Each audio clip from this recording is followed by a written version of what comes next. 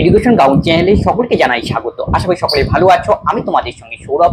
আজকে WP lady কনস্টেবলের যে মেইন পরীক্ষা হয়েছিল 2023-এর, সেই পরীক্ষায় যে ম্যাথের কোশ্চেনগুলো এসেছিল সেগুলো সলভ করবো।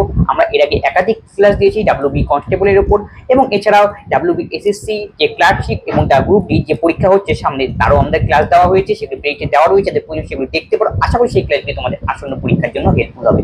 তো আজকে ক্লাস শুরু করছি। প্রথম যে অঙ্ক দেওয়া হয়েছিল, যেটা এসেছিল, সেটা হলো 20 পাতার একটি বইতে একটি পাতা হারিয়ে গেছে। বাকি পাতাগুলির নম্বরের সমষ্টি 195 হলে হারিয়ে যাওয়া পাতাটির নম্বর সংখ্যা কত তা আমাকে নির্ণয় করতে বলেছে। তাহলে দেখো, তোমার একটা উদাহরণ দিয়ে আমরা বোঝাই, বেসিকটাকে বুঝে নিই। মনে করো এটা আমার বইয়ের পাতা। এই বইয়ের পাতার মধ্যে সামন পিছন মিলে 1 আর 2 পৃষ্ঠা থাকবে। তারপরেরটা এখানে সামন আর পিছন মিলিয়ে 3 আর 4 থাকবে। তারপরে সামন আর পিছন মিলিয়ে 5, 6 থাকবে। এইভাবে পাতাগুলো সজ্জিত হয়। এরকম করে 20টি পাতা রয়েছে। তাহলে 20 বছর থাকলে কিভাবে থাকবে? 1, 2, তারপরটা 3, 4, 5, 6, তারপর থাকবে 7, 8, 9, 10, 11, 12, 13, 14, 15, 16, 17, 18, 19, 20 এইভাবে। এখন বলছে যে এখান থেকে আমাদের একটা পাতাকে বাদ দেওয়া হয়ে গেছে, কোনো কারণবশত হারিয়ে গেছে একটা পাতা। সেই পাতার নম্বরগুলো কি ছিল, পৃষ্ঠা নম্বরগুলো কি ছিল, সেটা আমাকে বের করতে হবে। এই পাতাটা হারিয়ে গিয়েছে, তাহলে এই যে টোটালটা আমি যে নম্বরগুলো লিখলাম, এগুলোকে যদি সাম করি, তাহলে টোটাল নাম্বারগুলো কতগুলি নাম্বার, যে 1 2 নাম্বার দেওয়া হয় পৃষ্ঠায়, টোটাল নাম্বারের সামটা কত হবে 20 পৃষ্ঠা পর্যন্ত, সেটা আমরা পাবো। তার থেকে আমরা কি করব, যতগুলি বাকি পাতার যেহেতু নম্বর আমরা জানি, তাকে বাকি পাতাটা বের করে দিলে তার যেটা পড়ে থাকবে মেন জিনিসটা, সেটাই তো আমাদের হারিয়ে গিয়েছিল পাতা। অঙ্কটা কিভাবে করবো দেখে নাও। তার মানে দেখো, এগুলি সাম করি, এগুলি দেখো সিকোয়েন্সে রয়েছে, মানে প্রথম n সংখ্যক স্বাভাবিক সংখ্যার আকারে রয়েছে। তার মানে 1, 2, 3, 4 ডট ডট ডট 20 পর্যন্ত। এখন এই যে 1 থেকে 20 পর্যন্ত সংখ্যার আমাদের সাম করতে হবে। তাহলে সাম করার ফর্মুলা রয়েছে, এটা একটাই প্রথম n সংখ্যক স্বাভাবিক সংখ্যার যোগফলের ফর্মুলা। সেই ফর্মুলা হলো n ইন্টু n প্লাস 1/2। আমাদের n হলো 20, সবার শেষেরটা 20 প্লাস 1 21, নিচে 2, কাটাকাটি করো 10। এই যে ডিজিট গুলোর, এগুলোর সাম হলো 210। এখন কি হলো, একটি পাতা হারিয়ে গিয়েছে। তাহলে একটি পাতা যদি হারায়, তাহলে নিশ্চয়ই এখানে দুটো নম্বর রয়েছে এর মধ্যে, কারণ কি পাতার সামনে একটা নম্বর থাকে, পেছনে একটা নম্বর থাকবে। তাহলে প্রথম যে পেজটা হারিয়েছে তার ফন্টের নাম্বারটা x, পরেরটা নিশ্চয় তার থেকে 1 বেশি হবে, x প্লাস 1। এই যে দুটো পাতা, এদের যোগফল তা কত হবে? তার মানে আমরা জানি যে এই দুটো পাতা বাদে যতগুলো পাতা ছিল তাদের সমষ্টি, যে দুটো হারিয়ে গিয়েছে এই পাতাটা, সেই পাতার বাদে বাকি যে রয়েছে পাতাগুলো, তাদের সমষ্টিটা দেওয়া রয়েছে, সেটা 195। বাকি পাতাগুলোর সমষ্টি হারিয়ে যাওয়া বাদে যেটা রয়েছে, তার মানে 210 থেকে যদি আমরা 195 বিয়োগ করে দেই, তাহলে যেটা পড়ে থাকবে সেটা আসলে এই বাকি পাতা দুটোর স্থান। 10 থেকে 5 বিয়োগ করলে 5, 11 থেকে 10 বিয়োগ করলে 1, এই যে 15 রয়ে গেল, মানে এই পাতাগুলির নম্বর সমষ্টিটা বের করে নাও। বাকি পাতাগুলো পড়ে থাকবে কি, যেটা আমাদের হারিয়ে গিয়েছে। তাহলে হারিয়ে যাওয়া পাতার সমষ্টিটা বের করে নাও, x প্লাস 1, তাহলে 2x প্লাস 1। তাহলে 2x plus 1 is equal two, আমি বলতে পারি 15। তাহলে এখান থেকে x ইকুয়াল টু 15 থেকে 1 গেলে 14, x দিয়ে ভাগ করলে 7। তাহলে x এর মান আমরা এখান থেকে বের করলাম 7। এটাই দরকার। পৃষ্ঠাগুলোর নম্বর কত ছিল, x মানে 7, তার সঙ্গে 1 যোগ, মানে 7 হলো প্রথমটা, তারপরটা হবে। এই হলো আমাদের দুটো পৃষ্ঠা যেগুলো হারিয়ে গিয়েছে। তাহলে সঠিক উত্তর হবে অপশন বি। একটি বর্গাকার ভূমি বিশিষ্ট বাক্সে মেঝের ক্ষেত্রফল 144 বর্গ সেমি, বাক্সটির উচ্চতা 10 সেমি এবং তার ভেতরে প্রতি বর্গ 10 টাকা হিসেবে রূপোর পাত লাগাতে কত টাকা খরচ হবে? তাহলে একটা বর্গাকার বাক্স রয়েছে এই টাইপের, যার মেঝের ক্ষেত্রফল, এই যে মাঝখানে যে অংশটা রয়েছে মেঝে, তোমাদের ঘরের মেঝেটা ভাবো। তাহলে ঘরের মেঝেটা কি বলছে এই ক্ষেত্রে? বর্গক্ষেত্র। তাহলে বর্গক্ষেত্রের ক্ষেত্রফলের ফর্মুলা হলো বাহু স্কয়ার a স্কয়ার, যার ভ্যালু 144। তাহলে আমি বলতে পারি এর মান রুট করতে হবে, রুট ওভার 144। তাহলে বর্গমূল করলে আমরা পাবো 12। তার মানে একটা বাহুর দৈর্ঘ্য 12, অপর বাহুটাও 12 হবে। তার মানে এটা তো মানে ঘনকাকার ফিগার, মানে আয়তঘনকার ফিগার, যার দৈর্ঘ্যর মান আমরা বের করলাম 12, এবং প্রস্থর মানও 12। কেন 12? যেহেতু বলছে যে মেঝেটা থাকবে সেটা বর্গাকার হবে, তাহলে দৈর্ঘ্য প্রস্থ সেম। এবং হাইটটা কত? হাইট দেওয়া রয়েছে বাক্সটার, এই হাইটের মান সেটা হলো 10, সেটা আলাদা, এই হাইটের মান হলো 10। তাহলে এখন প্রশ্নে বলেছে আমি এই বাক্সটিতে যদি রূপোর পাত বসানো যায় চারিপাশে, তাহলে মোট কত টাকা খরচা হবে। তার মানে এটা দেখো একটা আয়তঘনাকার ফিগারের মতো হলো দৈর্ঘ্য প্রস্থ উচ্চতা। তাহলে আয়তঘনাকার ফিগারে তাহলে পাশে যেহেতু বসাবে তখন 500 তলের ক্ষেত্রফল লাগবে। 500 তলের ক্ষেত্রফল formula 2 into AB plus BC plus C. এই যে পাশে যেহেতু ভিতরের পাশ দিয়ে বসানো থাকবে, চারিপাশে মোড়ানো থাকবে, তাহলে ক্ষেত্রফল লাগবে। এই ক্ষেত্রফল কি 500 তলের ক্ষেত্রফল লাগবে। 2 ইন্টু এবি বিসি সি এ, 2 এর মান বসিয়ে দাও, এর মান মানে দৈর্ঘ্য 12 এ বি সি, তাহলে 12 12 144 প্লাস বিসি 12 ইন্টু 10 মানে 120, সি এ আবার 12 ইন্টু 10 120। এগুলোকে সাম করে দিতে হবে 2, তাই শূন্য রয়েছে 4, 12 12 24, 3 12 36, 36 4 38, 2 দিয়ে গুণ করো, 4 দুগুণে 8, 38 দুগুণে 768 এত কি সেন্টিমিটার স্কয়ার। টোটাল ক্ষেত্রফল বেরোনো হলো 768 সেন্টিমিটার স্কয়ার ক্ষেত্রফল। এখন বলছে 1 বর্গ সেন্টিমিটারে পাত লাগাতে খরচ হয় 10 টাকা, তাহলে এত সেন্টিমিটার 768 সেন্টিমিটার স্কয়ারে কত খরচ হবে, তাহলে গুণ করতে হবে। তাহলে টোটাল এক্সপেন্ডিচার, একে খরচ হয় 1 বর্গ মিটারে 10, তাহলে এততে কত 768 এত টাকা। Option D.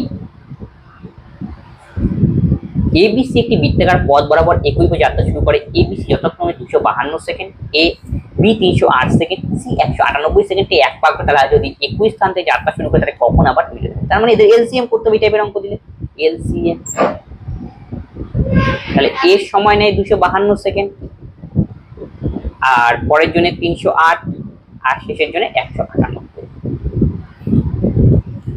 এবার দেখো 11 দিয়ে দিই, 11 দোকানে 22 দিন যাচ্ছে না, 11 দোকানে 22 পরেরটা যাবে।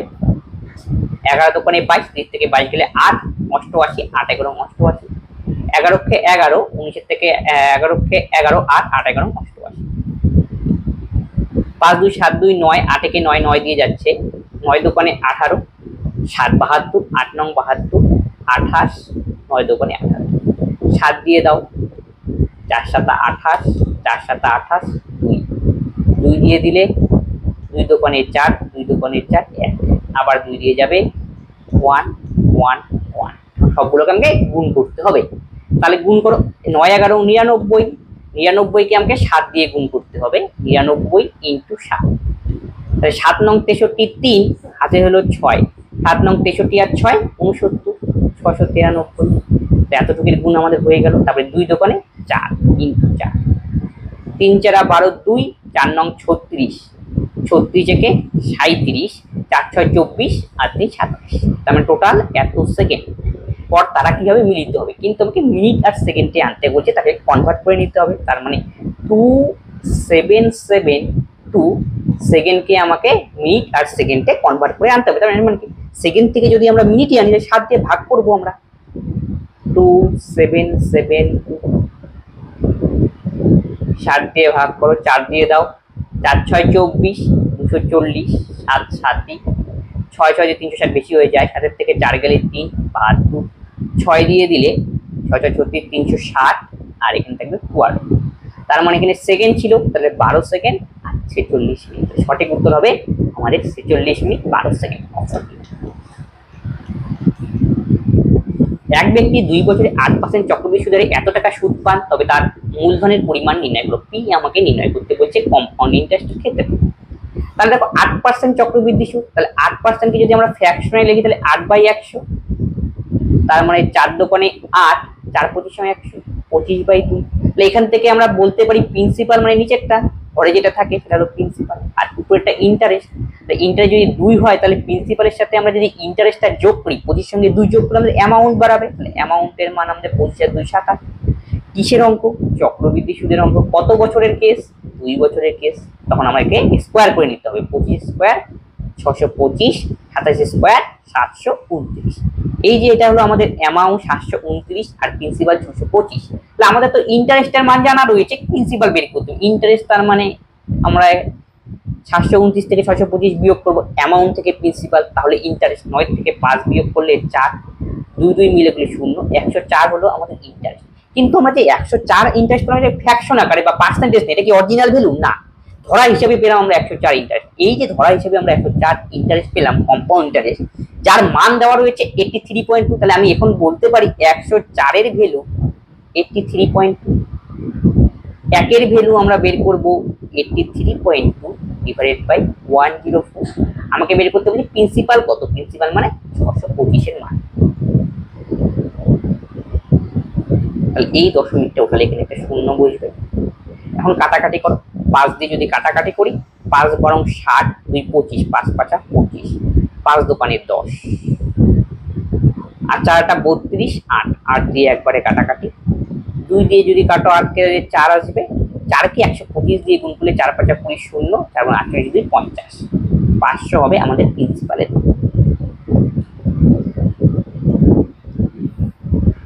Option C. 40 kilometre per hour বেগে ধাবমান একটি ট্রেন একটি স্থানে পৌঁছতে 60 কিলোমিটার পার বেগে ধাবমান অপর একটি ট্রেন থেকে এত ঘন্টা সময় বেশি নেয়, স্থান দুটির মধ্যে দূরত্ব কত? একটা ট্রেনের গতিবেগ দেওয়া ছিল 40 কিলোমিটার পার আওয়ার, অপর ট্রেনের গতিবেগ হলো 60 কিলোমিটার পার আওয়ার। তাদের মানে স্পিডের একটা রেশিও দেওয়া রয়েছে আমি বলতে পারি। আর এই ক্ষেত্রে দেখো স্পিডের রেশিও দেওয়া রয়েছে আর ডিস্টেন্সটা তো ফিক্সড। ডিস্টেন্স যখন ফিক্সড থাকবে তাহলে স্পিডের সাথে টাইমের ব্যস্ত সম্পর্ক, তাহলে স্পিডের রেশিও যদি 40:60 হয়, টাইম নিশ্চয়ই উল্টে যাবে 60:4। এটাকে আমি একটু ছোট করে নিতে পারি 3, এটা 2। এই যাদের মানে ডিফারেন্স 3 আর 2, এই সময়ের গ্যাপ এটাই তো বেশি, এই এক গ্যাপটাই দেওয়া রয়েছে 1.5 ঘন্টা সময়ের গ্যাপ। তাহলে একের ভ্যালু আমি বলতে পারি এক সমস্ত 1/2 মানে 3/2 ঘন্টা। তাহলে একের ভ্যালু 3/2 ঘন্টা। আমাকে এখন হয় 3 এর ভ্যালু বের করতে হবে, তাহলে 2 এর ভ্যালু, 3 আর 2 এর ভ্যালু বের করলে আমরা কি হবে, টাইমটা আমরা বের করতে পারবো। 2 এর ভ্যালুটাই বের করলাম, যেহেতু কাটাকাটি যাবে ফ্র্যাকশনে আসবে না। তাহলে একের ভ্যালু 3/2, 2 এর ভ্যালু হবে 3/2 গুণন 2, তার মানে আলটিমেটলি এখানে দেখলাম 3 ঘন্টা আমরা। তাহলে এখান থেকে আমরা বের করলাম টাইম, কিন্তু আমাদের ডিস্টেন্স বের করতে বলেছে, যে ডিস্টেন্স মানে হলো স্পিড ইনটু টাইম। কিন্তু মনে রাখতে হবে তোমাদের ইনিশিয়াল স্পিড কত ছিল, আমি কার সাহায্য নিয়ে বের করলাম, 2 এর সাহায্য নিয়ে। এই ক্ষেত্রে তোমার স্পিড হলো 60 কিলোমিটার পার আওয়ার, তাই 60 দিয়ে গুণ করতে হবে, গতিবেগ হিসেবে 60 নিতে হবে। কেউ যদি 3 এর মান বের করতো তাকে গতিবেগ হিসেবে 40 নিয়ে কাজ করতে হতো, 60 আর টাইম হলো 3, তাহলে 180 কিলোমিটার।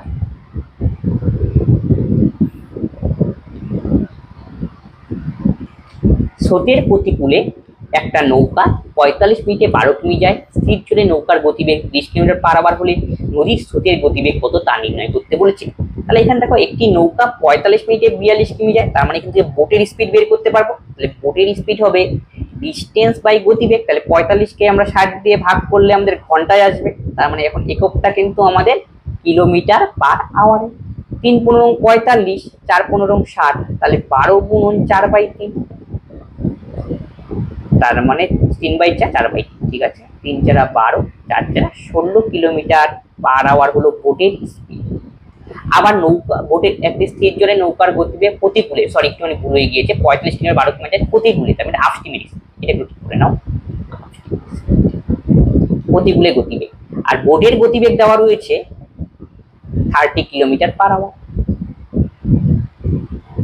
আমরা ফর্মুলা জানি upstream is equal two boat minus steam. আমাকে স্টিমের মান বের করতে, স্রোতের গতিবেগ বের করতে বলছে, আর আপস্ট্রিমের মান আমাদের জানা 16, আর বোট আমাদের 30 মাইনাস স্টিম।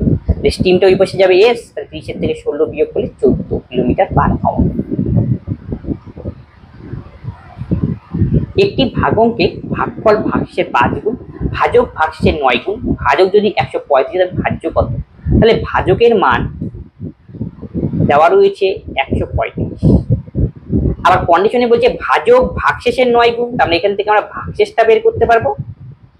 তাহলে ভাগশেষ যেহেতু ভাজক ভাগশেষের 9 গুণ, তার মানে ভাগশেষটা আমরা 135 কে 9 দিয়ে ভাগ করতে হবে। 9 কে 9, 13 থেকে 9 গেলে 4 45, 5 9 45, তাহলে 15 হলো আমাদের ভাগশেষ। তারপরে বলছে আবার ভাগফল ভাগশেষের 5 গুণ, ভাগফল হলো ভাগশেষের 5 গুণ, তাহলে ভাগশেষকে 5 দিয়ে গুণ করতে বলা হয়েছে, 15 × 5, 75। আমাকে বের করতে বলছে এখন ভাজ্য কত। ভাজ্য ইজ ইকুয়াল টু, আমরা জানি ভাজক গুণন ভাগফল প্লাস ভাগশেষ।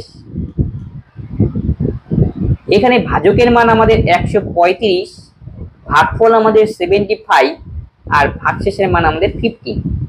এবার এখান থেকে আমাকে মান বের করতে হবে। আমরা গুণ করতে পারি, কমনের মাধ্যমে করতে পারি। আমি যদি এখান থেকে 15 কমন নেই তাহলে এখানে 75 থেকে 5 পড়ে থাকবে, তাহলে 135 গুণন 5 আর প্লাস 1 15। তাহলে 135 কে 5 দিয়ে গুণ করো, 5 5 25 এর 5 হাতের 2, 5 তেরো 65 আর 2 67 প্লাস 1, তার মানে 15 গুণন 676, 6 15 90, 90 শূন্য হাতের হলো 9, 7 15 105 আর 109 যোগ করলে হয় 114, হাতের 11, 6 15 90 আর 101, 10140 হবে সঠিক অপশন। কোনো ব্যবসায় 1000 টাকা মোট মূলধনের মধ্যে রাম শ্যামের থেকে 200 টাকা বেশি, শ্যাম যদুর থেকে 800 টাকা বেশি বিনিয়োগ করে বছর শেষে যদি মোট এত টাকা লাভ হয় তবে রাম কত টাকা লভ্যাংশ পাবে। টোটাল টাকা মূলধন ছিল, ক্যাপিটাল ছিল এত, তার মধ্যে কন্ডিশন যে রাম শ্যামের থেকে 200 টাকা বেশি, শ্যাম যদুর থেকে 400 টাকা বেশি। আমি যদুরটা ধরলাম, যদু টাকা পায় x টাকা, তাহলে শ্যাম পাবে যদুর থেকে 400 টাকা বেশি, তাহলে x প্লাস 400। আবার বলছে রাম পাবে শ্যামের থেকে 200 টাকা বেশি, তার মানে x plus 400 plus 200, x plus 600। এই যে তিনজনের টোটাল ক্যাপিটাল যোগ করলে আমরা 700 পাবো, তাই যোগ করে দাও। 3x প্লাস 600 আর 400 1000 ইজ ইকুয়াল টু 7000। তাহলে x ইকুয়াল টু 1000 থেকে 1 গেলে 6000, 6000 কে 3 দিয়ে ভাগ করলে 2000, তাহলে x এর মান 2000 পেলাম। তাহলে এখান থেকে প্রত্যেকের ক্যাপিটাল বের করে নিতে পারি। প্রথম জনের 2000, তারপরের জনের 2400, শেষের জনেরটা হবে 2626। এখন কি বলছি, যদি বর্ষান্তে টোটাল লাভ প্রফিট হয় 3500 টাকা, এই টাকা থেকে বের করতে বলছে রাম কত টাকা পাবে। এই হলো অঙ্ক। তার মানে মূলধনের অনুপাতটা আমাদের জানা দরকার, তাই তিনজনের মূলধনের অনুপাতটা আগে বের করে নিই। জে এস আর প্রথম জনের 2000, প্রত্যেকটা থেকে আমি 2 শূন্য অলরেডি কেটে দিয়ে বসাই, এই যেহেতু কাটাকাটি যাবে। 20 24 26, 2 দিয়ে যদি কাটো 4, 2 দিয়ে কাটলে 4 10, পরেরটা হবে 12, তারপরটা হবে 13। টোটাল আমাদের কার মান বের করতে বলছে, রাম কত টাকা পাবে। তাহলে অনুপাত হিসাবে টোটাল প্রফিট কত অনুপাত হিসাবে, এটা আমাদের প্রফিটের রেশিও। তাহলে 12 আর 10 22 আর 13 যোগ করলে হবে 35, টোটাল 35। কারটা বের করতে বলছে তোমরা সেটা লক্ষ্য রাখো, রামেরটা, রামের ভ্যালু 13, তার মানে 35/13 মান। আর এখানে টোটাল আমাদের লাভ হয়েছিল 3500, তাহলে 3500 এর মধ্যে রাম পাবে 13/35 অংশ, এটাই আমাদের রামেরটা। এমন করে আমরা সবগুলোই বের করতে পাবো। যদি বলতো এস এরটা জেডটা একইভাবে বের করতাম। 100 1300 অপশন এ। এক ব্যক্তি 100 কিলোমিটার দূরত্ব 20 ঘন্টা অতিক্রম করে, সম্পূর্ণ পথে অর্ধাংশ 3/5 অংশের সময় অতিক্রম করে, বাকি অংশের ক্ষেত্রে তার গতিবেগ কত কিলোমিটার তা নির্ণয় করতে বলেছে। তাহলে 120 কিলোমিটার ডিস্টেন্স ছিল আর টাইম দেওয়া ছিল 20 ঘন্টা। সে বলল সম্পূর্ণ পথের অর্ধাংশ, তার মানে হাফ, এটা হবে 60 কিলোমিটার। আবার বলছে 3/5 অংশ সময়, তাহলে 20 3/5 অংশ সময় নিতে হবে আমাদের, তাহলে 4 5 20, 3 4 12 ঘন্টা। এখন বলছে বাকিটা দূরত্ব, তাহলে 100-র মধ্যে 120 থেকে 60 কিলোমিটার তো এখানে কন্ডিশনই দেওয়া রয়েছে, তাহলে বাকি কত রইলো, তাহলে 120 থেকে 60 বিয়োগ করতে হবে, 60 কিলো। আর টাইমেও বাকিটা অবশিষ্ট টাইম কতটুকু রইলো, তাহলে 20 থেকে 12 বিয়োগ করো, 8 ঘন্টা। এখন তোমাকে এই যে আমাদের ডিস্টেন্স আর 8 ঘন্টা টাইম, এখান থেকে আমাকে স্পিড বের করতে বলেছে, কিন্তু বাকি অংশের ক্ষেত্রে বলা হয়েছে 60/8, 4 15 60, 4 দোকানে 8, 15 কে 2 দিয়ে ভাগ করলে 7.5 কিলোমিটার পার আওয়ার।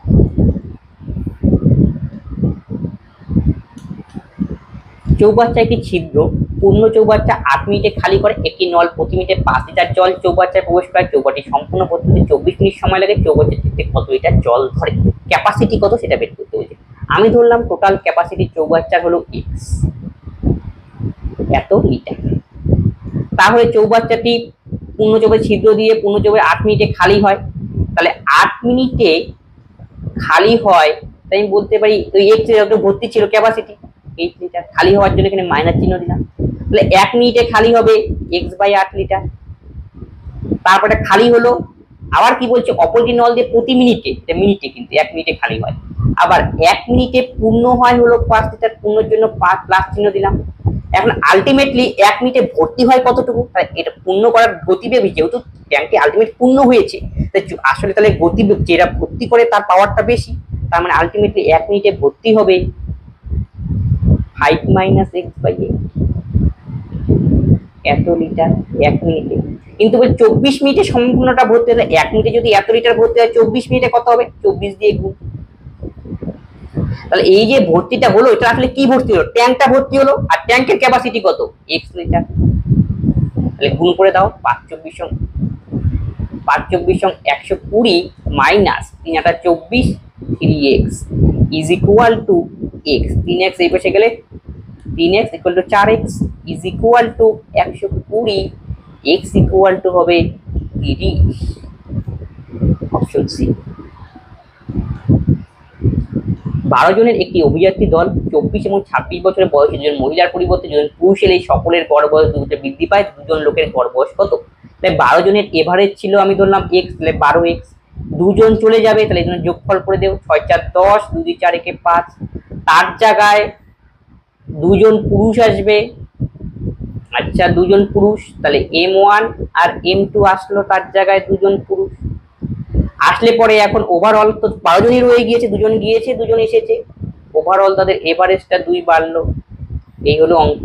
আমাকে বলছে দুজন লোকের গড় বয়স কত, তাহলে 12x - 50, এখানে যেটা থাকবে m1 + m2 is equal two 12x plus 12 দোকানে 24, এই 12x এই 12x কাটা, m1 + m2 50 আর 24 যোগ করলে হবে 74, কিন্তু তাদের গড় নির্ণয় করতে বলেছে, সাম তো 74, গড় মানে দুইজন, 2 দিয়ে ভাগ 37।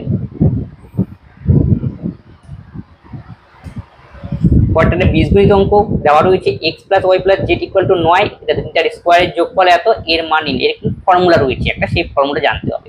a³ b³ c³ - 3abc, এর ফর্মুলা হলো a + b + c মানে x + y + z into x² + y² z² minus xy yz plus zx, এই হলো ফর্মুলা। প্রত্যেকটার মান আমাকে জানা দরকার। x + y z এর মান জানি, x² y z² মান খালি এই ভিতরের গুলোর মান জানি না, xy yz zx সেটার মানটা বের করে নিতে হবে। তাহলে প্রথম কন্ডিশনে সেটা বের করতে জন্য আমরা সাহায্য নেব। তাহলে প্রথমটার বর্গ করি, বর্গ করলে স্কয়ার হয়ে যাবে, 9 স্কয়ার 81, এইটা আবার ফর্মুলা জানা রয়েছে আমাদের, a² + b² + c² + 2 * xy yz zx is equal two 81। আবার দেখো x² y z² এর মান 31, তাহলে এর জায়গায় 31 লিখে দেব। এখান থেকে আমি ডাইরেক্ট বের করব xy yz + zx, তাহলে 81টা এক পাশে রয়েছে, 81 থেকে 31 বিয়োগ যাবে 50, আবার সামনে দেখো 2 ছিল, এই 2 দিয়ে ভাগ, তাহলে আমার লিমিট কি হবে 25। এই মানটা আমরা এখন পুট করব এখানে। x + y + z এর মান 9 ইনটু x² z² এর মান 31, আর xy yz এর মান মাইনাসটা কমন নাও, তারপরে 25 বসাও, তাহলে 9 × 6 ইজ ইকুয়াল টু 54।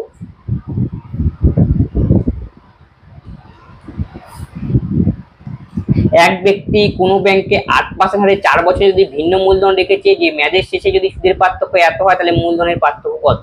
তাহলে মূলধনের p ধরলাম, পার্থক্য ডিফারেন্স, আচ্ছা p1 - p2, এবং পার্থক্যর পরে 8% হারে ইনটু 4 বছর, তার মানে আলটিমেটলি ptr/100 করলাম, পার্থক্যটা কত, এটাই হলো 160। এখন এখান থেকে বের করো, 4 × 4 = 16, 40, 5 × 8 = 40, তাহলে p1 - p2 is equal two 5।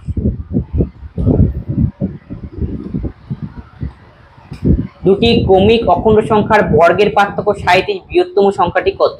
তাহলে ক্রমিক অখণ্ড সংখ্যা, তাহলে প্রথমটা যদি x, একটা যদি x হয় তারপরে নিচে x + 1 হবে, আর দুটোর পার্থক্য বলেছে তাহলে বর্গের পার্থক্য, আবার এটার square minus x² is equal to 37।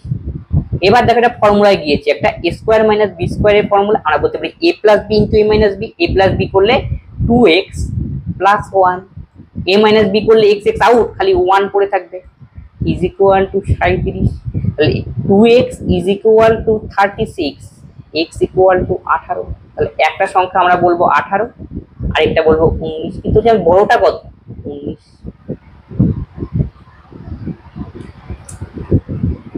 এক ব্যক্তি 18 কিমি পার আওয়ার বেগে ঘোড়ায় চলে যায়, প্রতি সে 7 কিমি পর পর সে ঘোড়া পরিবর্তন করার জন্য 6 মিনিট থামে, সেই 90 কিলোমিটার পথ কতক্ষণে অতিক্রম করবে? সে যদি তার স্বাভাবিক গতিবেগে অরিজিনাল যে স্পিড ছিল 18 কিলোমিটার পার আওয়ার বেগে কোনো স্টপ না দিয়ে চলতো, তার এই ক্ষেত্রে অরিজিনাল স্পিডে চললে তার টাইম লাগতো কত সেটা আগে হিসাব করি।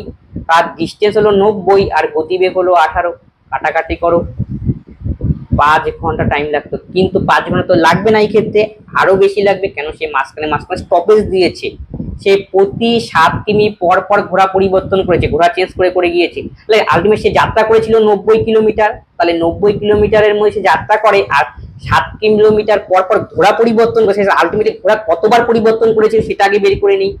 নাম্বার অফ হর্স চেঞ্জ, তাই 90 কে 7 দিয়ে ভাগ করো, 7 বারো 84, 12 পয়েন্ট সামথিং দশমিকে আসছে, তাহলে বাকিটাতে কি হয়েছে? তখন সে পৌঁছে গিয়েছিল। আলটিমেটলি সে ঘোড়া পরিবর্তন করেছিল 12 বার, আর একবারের জন্য সে থেমেছিল কত? 6 মিনিট। তাহলে 12 বার সে যদি ঘোড়া পরিবর্তন করে, একবার যখন 6 মিনিট করে রেস্ট খায়, তাহলে 12 বারে সে রেস্ট খাবে 6 বারং 72 মিনিট। তাহলে এই যে এক্সট্রা টাইমটা পেলাম, সেটা তার মানে যেই টাইমে যাওয়া উচিত ছিল তার থেকে এটা এক্সট্রা টাইম লাগবে। তাহলে এক্সট্রা টাইম মানে তাহলে কত হলো? 72, মানে 1 ঘন্টা 12 মিনিট তার এক্সট্রা লাগবে। তাহলে আলটিমেট তার টাইম লাগবে কত? 5 প্লাস আরো 1 ঘন্টা 12 মিনিট, তাহলে বলতে পারি 6 ঘন্টা 12 মিনিট তার আলটিমেট টাইম লাগবে। মাতা ও কন্যার বর্তমান বয়সের অনুপাত 7:1, 5 বছর পর তাদের বয়সের অনুপাত 4:1, তাদের বর্তমান বয়সের পার্থক্য কত? মা এবং তার কন্যার বয়সের অনুপাত দেওয়া রয়েছে 7:1, 5 বছর পর সেই বয়সের অনুপাত দাঁড়ালো 4:1। আর এই টাইপের অঙ্কর ক্ষেত্রে আমরা গ্যাপটা দেখি কত রয়েছে, 6, এর গ্যাপ কত? 3। এই গ্যাপটাকে সমান করব, তাহলে 7:1, তাহলে পরেরটাকে 2 দিয়ে গুণ করলে 6 আসবে, 4 দোকানে 8 আর 2 এখনকার বয়স। কেন গ্যাপ সমান করা হলো? দেখো, যদি বৃদ্ধি পায় নিশ্চয়ই সমান বাড়বে, যেহেতু 5 বছর পরে সমানটা করার জন্য আমরা এই গ্যাপটা সমান করলাম 1। এই 1 এর ভ্যালু হলো 5 বছর। আমাকে বের করতে বলছে তাদের বর্তমান বয়সের পার্থক্য কত, তার মানে বর্তমান বয়স হলো 7:1, এটার ডিফারেন্স 7 থেকে 1 গেলে অনুপাত হিসেবে 6, তাহলে 6 এর ভ্যালু আমাকে বের করতে হবে। 1 এর ভ্যালু 5 হলে 6 এর ভ্যালু 30 বছর।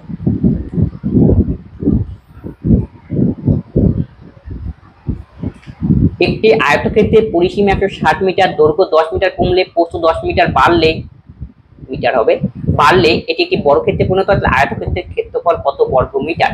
আয়তক্ষেত্রের পরিসীমার ফর্মুলা হলো 2 × a + b is equal two 160। তাহলে এখান থেকে আমি বলতে পারি a + b এর মান 2 দিয়ে ভাগ যাবে, মানে 80। নেক্সট কন্ডিশন বলছে দৈর্ঘ্যকে 10 মিটার কমাও, তার মানে a দৈর্ঘ্য আমাদের তার থেকে 10 মিটার কমাতে বলেছে, প্রস্থকে আবার 10 মিটার বাড়াও বলছে, বৃদ্ধি করলাম।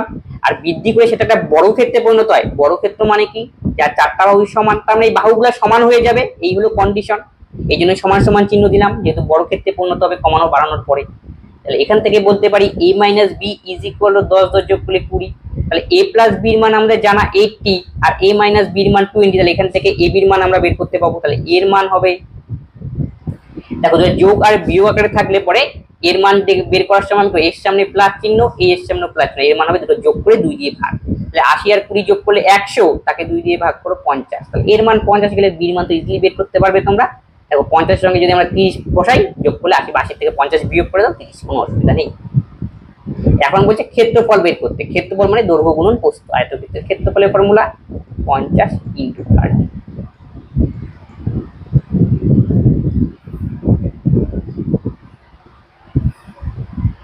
একজন অসাধু ব্যবসায়ী জাল ব্যাটখারা ব্যবহার করে কেনা এবং বিক্রয় ক্ষেত্রে উভয় সময়ই 10% করে মোটের উপর লাভ। যদি দুই পাশেই ঠকানো হয়, কেনার সময় আবার বিক্রয়ের সময়, এই জন্য ফর্মুলা ডাইরেক্ট মনে রাখো, একবারে অঙ্ক হবে, সেটা হলো a + b + ab/100।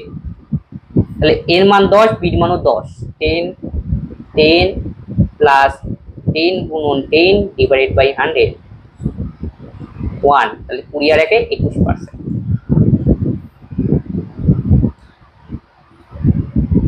কোন পরীক্ষায় পরীক্ষার্থীর 85% ইংরেজিতে 80% অঙ্কে পাস করে, যদি উভয় 10% উভয় বিষয়ে ফেল করে, শতকরা কতজন উভয় বিষয়ে পাস করে? তাহলে দেখো 88 আমাকে কি দেওয়া রয়েছে, ওভারঅল ভেন ডায়াগ্রামের সাহায্যে করছি। আর ওভারঅল হলো 10% ফেল করে, এটা মাঝখানে ফেল, সব ফেল নিয়ে কাজ করবো আমরা, ফেল করে।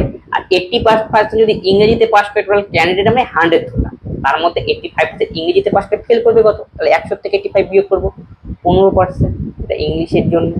আর ম্যাথের জন্য কি হয়, একই রকম ভাবে ফেল নিয়ে কাজ করছি, কিন্তু সব 80% পাস করে, তাহলে ফেল কত, 100 থেকে 80 বিয়োগ 20%। ওভারঅল ফেল করতে কত, মানে ওতে ফেল করে 10%, তাহলে খালি ইংলিশে ফেল করে কত, তাহলে 15 থেকে আমাকে 10 বিয়োগ করতে হবে, তার মানে 5%, এটা মাঝখানে বসবে এটা।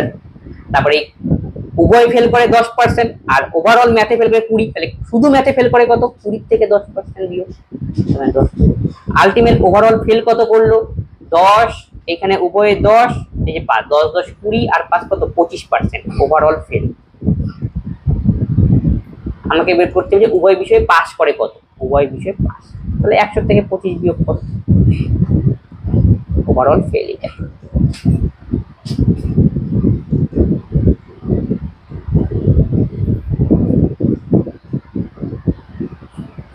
একটি সংখ্যাকে 899 দ্বারা ভাগ করে 63 ভাগশেষ হয়, সেই সঙ্গে 29 দ্বারা ভাগ করলে ভাগশেষ কত হবে?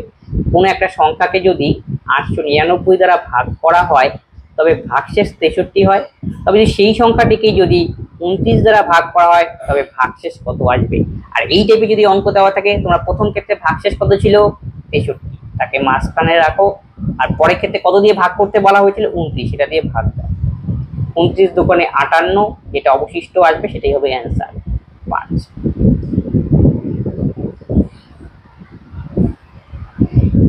একটি টিভি 10% ক্ষতিতে বিক্রয় করলো, যদি আরো 56 টাকা বেশি দামে বিক্রয় করতো তাহলে তার 18% লাভ হতো, কোটি 20% লাভে বিক্রি করলে বিক্রয় মূল্য কত?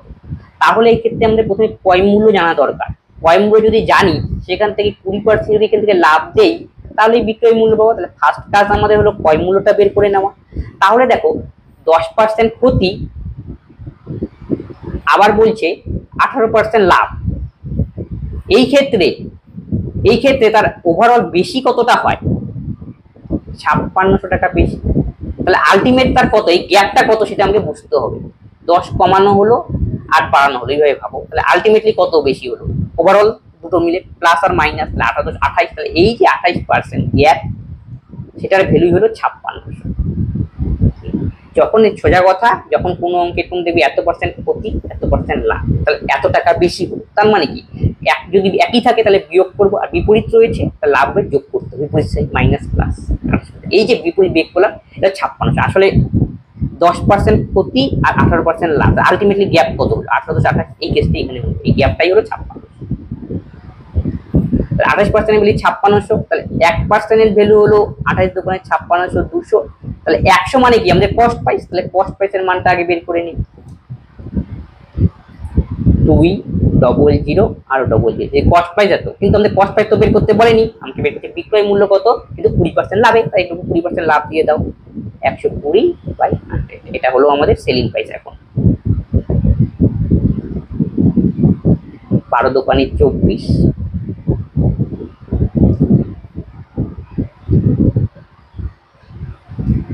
এ বি এর দ্বিগুণ কর্মক্ষম, এ বি একত্রে 6 দিনে একটি কাজ করে, সেই কাজ এ একা কতদিনে করবে? A B efficiency, A B এর দ্বিগুণ কর্মক্ষম, তাহলে বি এর এফিসিয়েন্সি 1 হলে এ হবে 2, আর এ বি 6 দিনে একটি কাজ করে, তাহলে এখান থেকে টোটাল ইউনিট কাজটা আমরা বের করে নিই। টোটাল ইউনিট কাজ মানে কি, টাইম গুণন এফিসিয়েন্সি, তাহলে টোটাল ইউনিট কাজ টাইম আমাদের জানা, তাহলে 6 দিন, আর টোটাল এফিসিয়েন্সি দরকার পড়ে, দুজন এফিসিয়েন্সি নিয়ে নাও, 2 1 3, 6 গুণন 3, 18 ইউনিট হলো আমাদের টোটাল কাজ। এখন বলছে এ একা কতদিনে করবে, এর টাইম বের করতে বলছে, কারণ টোটাল ইউনিট কাজ জানা আর এর এফিসিয়েন্সিও জানা, তাই টোটাল ইউনিট কাজকে যদি এর এফিসিয়েন্সি দিয়ে ভাগ করি তাহলে এর টাইম পাবো 9 দিন,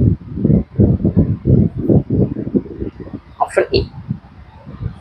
পরেরটা সিম্পলিফিকেশনের অঙ্ক, 2.13 কে 10 দিয়ে গুণ করতে বলছে, তাহলে এক ঘর করে সরে যাবে, তাহলে 21.3।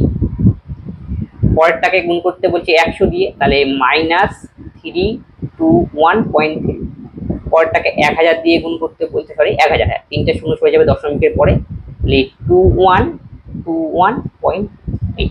এখন এটাকে ক্যালকুলেশন করতে হবে, তাহলে যোগের কাজটা আগে করে নিতে পারো। এটার সাথে যদি আমরা যোগ করি 21.3, তাহলে 3 2 5, 1 1 2, 2 2 4, 2 1, তার থেকে 321 বিয়োগ করতে হবে আলটিমেটলি 321. 5 থেকে 3 গেলে 2, 2 এর থেকে 1 বিয়োগ করলে 1, 4 থেকে 2 বিয়োগ করলে 2, 11 3 থেকে 8, আর হাতে হলো 1, 1821. Option D. পরেরটাও সিম্পলিফিকেশন, 125 এর মাথা x, তাহলে আমি লিখতে পারি 5 এর কিউব মানে 125, তার মাথার মধ্যে x রয়েছে। আর 3125, তাহলে একে একটু ভাঙাতে হবে, 3125 5 দিয়ে দিলে 5 6 30, 1 12, 5 দোকানে 10, 2 5 5 25, 5 আবার 625 মানে জানি আমরা 25 গুণন 25, তাহলে 5 গুণন 25 আবার 5 এর স্কয়ার, এই 25 মানে 5 এর স্কয়ার, এই 5 এর মাথার মধ্যে 1, তাহলে আমি বলতে পারি 5 এর মাথায় 2 2 4, একে 5 পাওয়ার গুলো যোগ হয়, তাহলে 5 এর মাথায়, তাহলে এখান থেকে আমি লিখতে পারি 5 এর মাথায় এমন যদি থাকে পাওয়ার আকারে এখন গুণ হয় পাওয়ার গুলো, 3x = 5 to the power 5, 5 5 base out হয়ে গেল, যে same base, 3x = 5, x = 5/3, option D.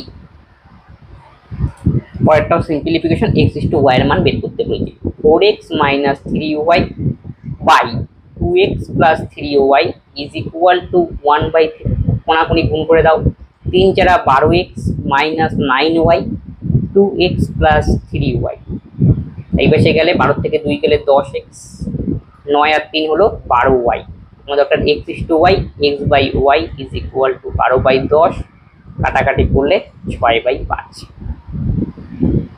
তাহলে x = y = 6:5, অপশন এ। এই 25খানা অঙ্ক প্রিভিয়াস ইয়ার একটা মেইন পরীক্ষা এসেছিল, এইগুলো অঙ্ক তোমরা প্র্যাকটিস করো, যেহেতু সামনে পরীক্ষা রয়েছে তাই এখানে প্র্যাকটিস করলে বুঝতে পারি কি টাইপের অঙ্ক আসতে পারে। তবে কোনো অঙ্কে তোমার যদি ডাউট হয় অবশ্যই তোমরা কমেন্ট বক্সে কমেন্ট করো, বন্ধুর সঙ্গে এই ক্লাসটি শেয়ার করে দাও, সকলে এই ক্লাস থেকে যাতে বেনিফিট পায়। তবে আজকের ক্লাস আমরা এখানেই শেষ করছি, পরবর্তীতে আবার দেখা হচ্ছে, ধন্যবাদ।